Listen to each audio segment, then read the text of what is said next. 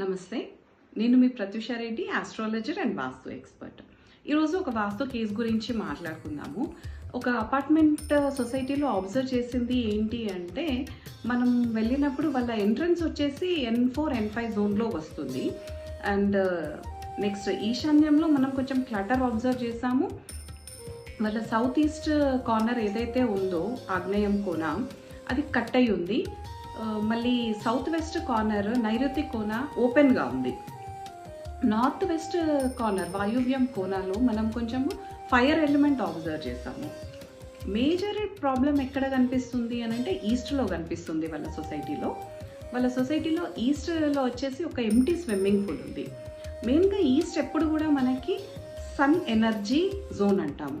So sun energy ఎప్పుడైతే టోటల్గా black అవుతుందో ఈస్ట్లో స్విమ్మింగ్ పూల్ ఎంటీగా ఉండడం వల్ల ఏమవుతుంది, మనకి హెల్త్ ఇష్యూస్ రావడం కానివ్వండి, రిపీటెడ్గా ఇంజురీస్ రావడం కానివ్వండి, లేకపోతే జాబ్ ఆపర్చునిటీస్ మిస్ అవ్వడం, రికగ్నైజేషన్ మిస్ అవ్వడం, ఫినాన్షియల్ స్టెబిలిటీ లేకపోవడము, ఇవన్నీ కూడా అబ్జర్వ్ చేస్తాము మనము. ఈ సౌత్ ఈస్ట్ కార్నర్ ఏదైతే కట్ అయిందో దానివల్ల రిపీటెడ్గా ఫ్రాక్చర్స్, ఇంజురీస్, యాక్సిడెంట్స్, లేడీస్ ఎక్కువ హెల్త్ ఇష్యూస్ ఫేస్ చేయడం, ఇలాంటివి అబ్జర్వ్ చేస్తాము. సౌత్ వెస్ట్లో మనకి ఓపెన్గా ఉండడం వల్ల స్టెబిలిటీ లాస్ అవుతుంది. ఫినాన్షియల్ స్టెబిలిటీ కానివ్వండి, లైఫ్లో స్టెబిలిటీ కానివ్వండి, లేకపోతే రిలేషన్షిప్స్లో ప్రాబ్లమ్స్ ఫేస్ చేయడము, ఇవన్నీ కూడా అబ్జర్వ్ చేస్తాము.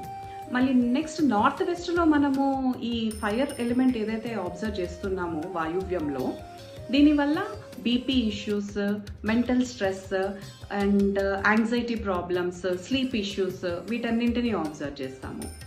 నెక్స్ట్ ఈ నార్త్ ఎంట్రన్స్ ఏదైతే ఉందో N4, N5 జోన్, అది హై నెగటివిటీ జోన్ కింద కన్సిడర్ చేస్తాము. సో దానివల్ల ప్రాబ్లం ఏంటి అని అంటే మనకు ఫినాన్షియల్ స్టెబిలిటీ లాస్ అవుతాము అండ్ హెల్త్ ఇష్యూస్ కూడా చాలా ఎక్సెస్ అవుతాయి.